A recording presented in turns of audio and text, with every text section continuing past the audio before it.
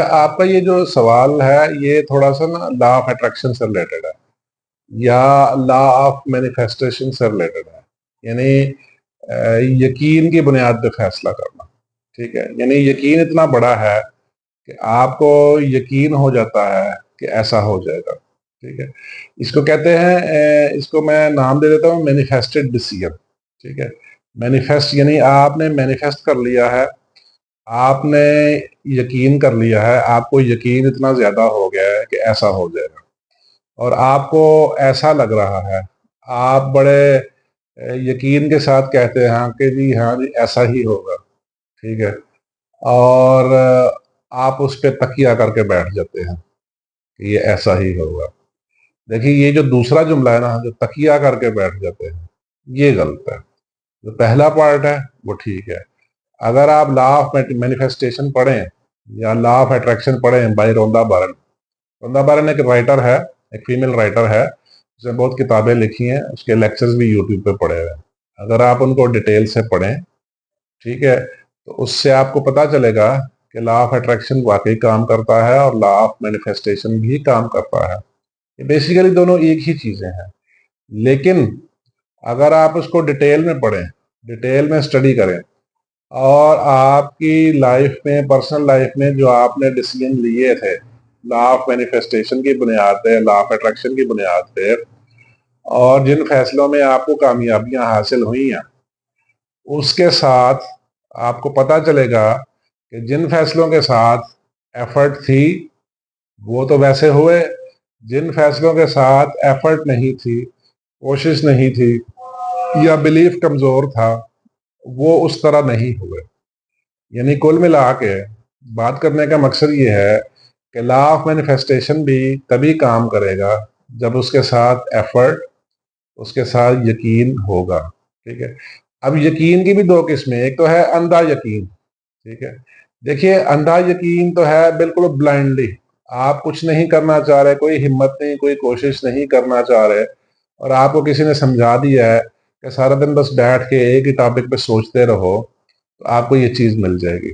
ٹھیک ہے, دیکھیں یہ اگر میں ڈیٹیل میں جاؤں نا تو یہ اس طرح نہیں ہوتا. ٹھیک ہے, اس طرح چیزیں ملنا شروع ہو گئی تو پھر ہر آدمی ہی کر لے گا, ہر آدمی کے لیے ہی آسان ہو جائے گا.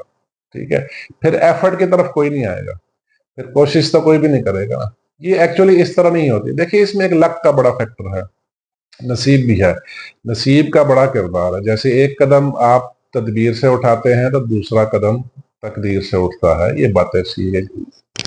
نصیب کا, قسمت کا بڑا کردار ہے. قسمت اور نصیب پہ نا پھر کبھی سیشن کر لیں گے. آج یہ جو ہے مینیفیسٹڈ ڈیسیژن جو ہے نا, اس پہ بات کر لیتے ہیں کہ مینیفیسٹڈ ڈیسیژن میں غلطیاں کہاں ہوتی ہیں. دیکھیے مینیفیسٹڈ ڈیسیژن میں نا دو ہی بنیادی غلطیاں ہیں جو آپ کو نہیں کرنی چاہیے. مینیفیسٹڈ ڈیسیژنز ہوتے ہیں, ٹھیک ہے, دو بنیادی کون سی غلطیاں, ایک آپ کا بلیف ذرا ویک ہوگا, دوسرا آپ کی اس کے ساتھ ایفرٹ نہیں ہوگی. ٹھیک ہے, اچھا بلیف کے ساتھ بھی نا ڈیزائرز اور پرسیپشنز جڑی ہوئی ہیں.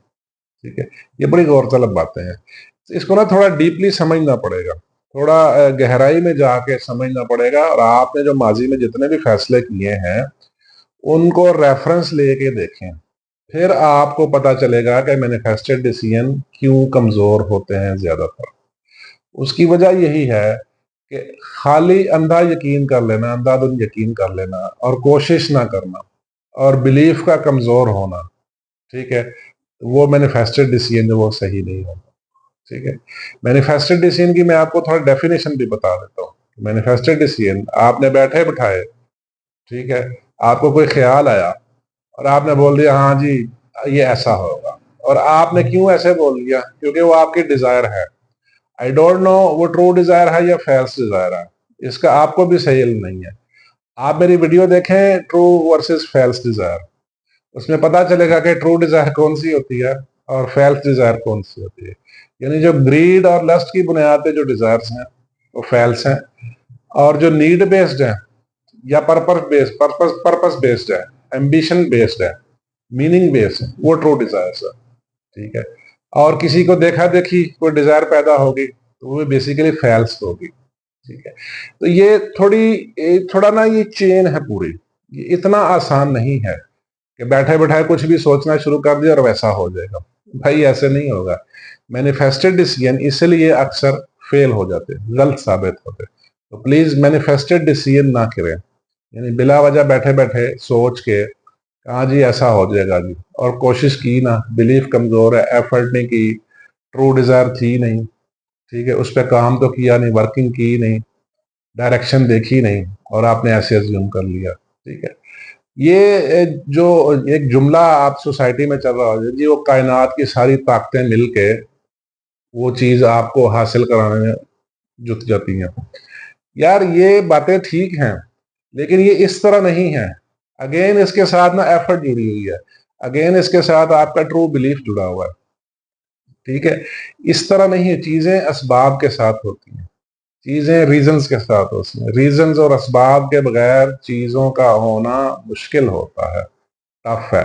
ٹھیک ہے. اگر چیزوں کا اسباب اور ریزنز کے بغیر ہونا ہوتا تو سب لوگ تکیہ کر کے بیٹھ جاتے.